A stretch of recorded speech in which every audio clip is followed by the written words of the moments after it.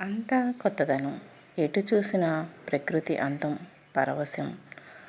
6 ఋతువులు, 12 మాసాల కాలానికి కల్లాపి చల్లి రమ్యంగా జీవనరేఖల రంగవల్లులు దిద్ది ఇది ఇకపై మీ భవిత అంటూ చెప్పకనే చెబుతూ చిరుగాలుల చిరునవ్వులతో తలుపు తట్టే పండగే ఉగాది.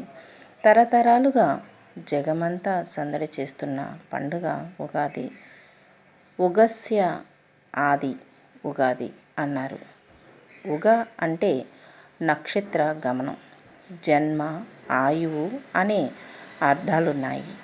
అది అంటే మొదలు నక్షత్రాలు, గ్రహాలు గమనం ఆధారంగా జన్మ వివరాలు, రాశి ఫలాలు తదితరాలను అంచనా వేసే రోజు అనే అర్థం ధ్వనిస్తుంది.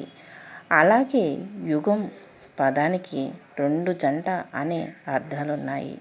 ఉత్తరాయణ, దక్షిణాయనాలు రెండూ కలిసి సంవత్సరం, యుగం అయ్యింది.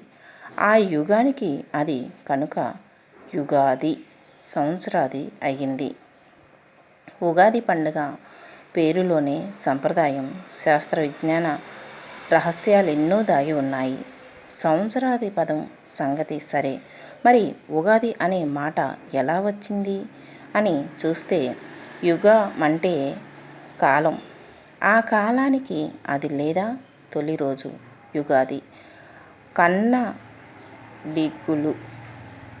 ఇప్పటికీ యుగాది అని అంటారు.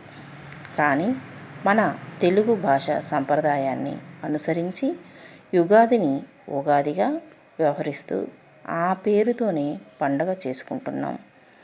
చైత్ర శుక్ల పాడ్యమి నాడే అంటే ఉగాది నాడే సృష్టి జరిగిందని పురాణాలు, ఇతిహాసాలు వివరిస్తున్నాయి.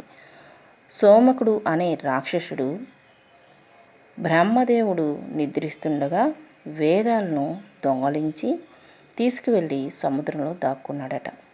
మత్స్యావతారాన్ని ధరించిన విష్ణువు ఆ రాక్షసుని వధించి వేదాలను బ్రహ్మదేవునికి అప్పగించాడట. ఆ శుభతరుణమే యుగాది అని ఈ కారణాన్ని పురస్కరించుకొని ఉగాది పర్వదినంగా వేడుక చేసుకునే ఆచారం వచ్చిందని పురాణాలు పేర్కొన్నాయి.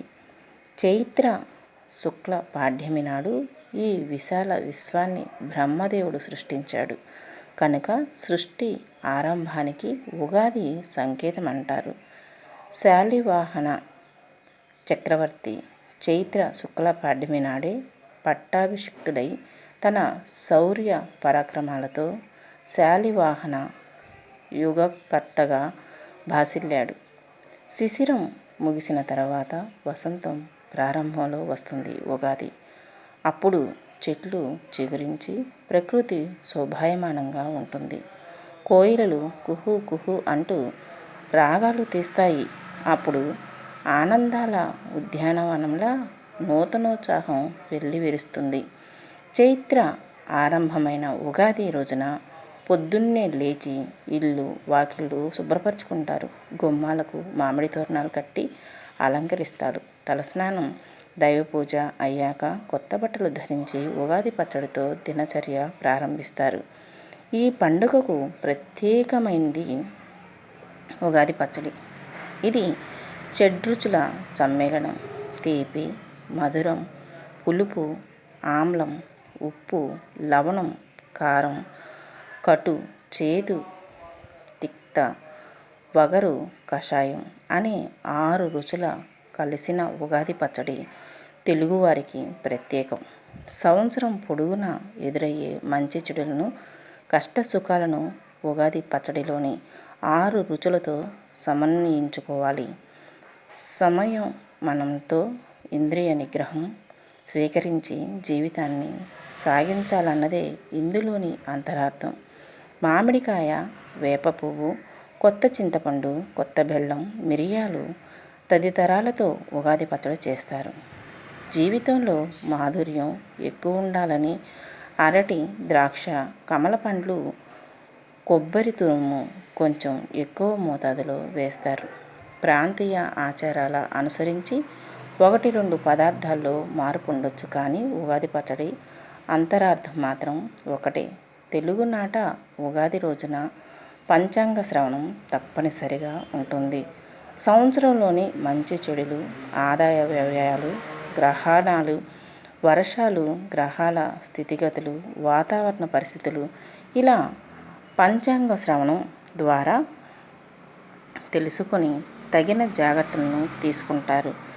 స్థూలంగా ఆ సంవత్సరంలో మన జీవిత క్రమం తెలుసుకొని అందుకు అనుగుణమైన నిర్ణయాలు తీసుకోవటానికి ఉగాది నాటి పంచాంగ శ్రవణం ఉపకరిస్తుంది.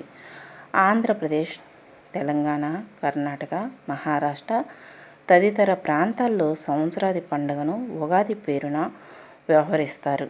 మహారాష్ట్రలో గుడి పాడ్య అంటే తమిళులు పుత్తుండు అంటారు.